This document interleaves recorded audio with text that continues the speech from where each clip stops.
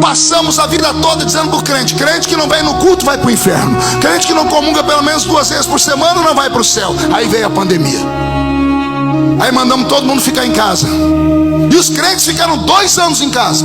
Alguns pastores tiveram coragem de enfrentar o sistema, tem multas, alguns fecharam porque não conseguiram se manter. Só em São Paulo mais de 4.000 igrejas pequenas fecharam, porque não tinham mais arrecadação, não tinham mais a membresia, tiveram que fechar as portas. Você passava em São Paulo, tinha um monte de igreja fechada, falida, fechada.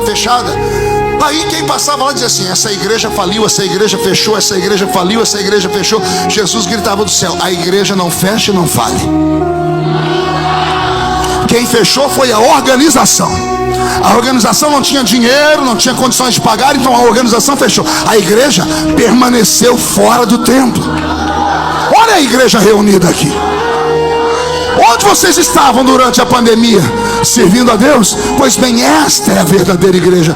Com a organização o diabo pode, com a igreja verdadeira o diabo não pode. Você não entendeu? Vou falar de novo. Eu já vi o diabo fechar organizações inteiras. Agora mesmo tem uma grande denominação brasileira sofrendo por causa do que aconteceu com seus pastores. Já a internet começou: vai fechar as igrejas, vai fechar a denominação. A denominação pode fechar, mas a igreja verdadeira, contra você pode se levantar 11.000 demônios. 1.000 cairá de um lado, 10.000 cairá do outro lado, e você não pode ser atingido. Por quê, pastor? Vou te dar, se eu provar para você que o diabo não tem força que você pensa que ele tem, você promete adorar a Deus? O diabo, para tocar em você, ele tem que ser muito maluco, muito audacioso, ou se alimentar da sua ignorância. Por quê? Porque a Bíblia diz assim: o anjo do Senhor acampa ao redor daquele que o teme e o livra do mal. Quem crê nisso? Não, você não entendeu. A Bíblia diz que o anjo do Senhor acampa ao redor daquele que o teme e o livra do mal. Quem crê nisso? Então, se isso é verdade, tem 2 multidões aqui dentro. Uma está sentada aqui e a outra está acima do teto aqui cantarolando. Para cada crente aqui dentro tem um anjo que cuida dele, sim ou não? O diabo, para encarar você, tem que passar pelo anjo que Deus colocou do seu lado.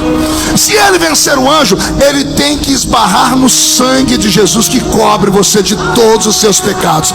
Lembrando que diabo não pode tocar no seu dente, te dar dor de dente. Ele não pode fazer essas coisas com você, a não ser que haja uma vontade permissiva de Deus. O diabo só tem uma forma de tocar em você: é acusar você. A força do diabo está em te acusar. Ele trabalha na sua mente, mas se você está banhado com o sangue de Jesus Cristo, ele não consegue vencer isso aqui. A pregação do pastor nos mostrou que, na época da pandemia, quando as igrejas estavam fechadas, muitos ímpios acharam que a igreja tinha falido.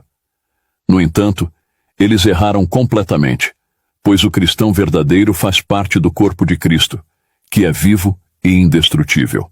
O pastor começou sua mensagem relembrando o período desafiador da pandemia, quando as portas das igrejas físicas tiveram que ser fechadas para prevenir a propagação do vírus.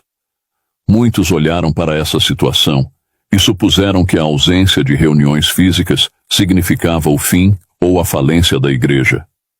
Contudo, o pastor explicou que essa visão estava profundamente equivocada, pois a verdadeira essência da igreja não reside em prédios ou estruturas físicas, mas no coração e na fé de cada crente, que faz parte do corpo de Cristo, unidos em fé.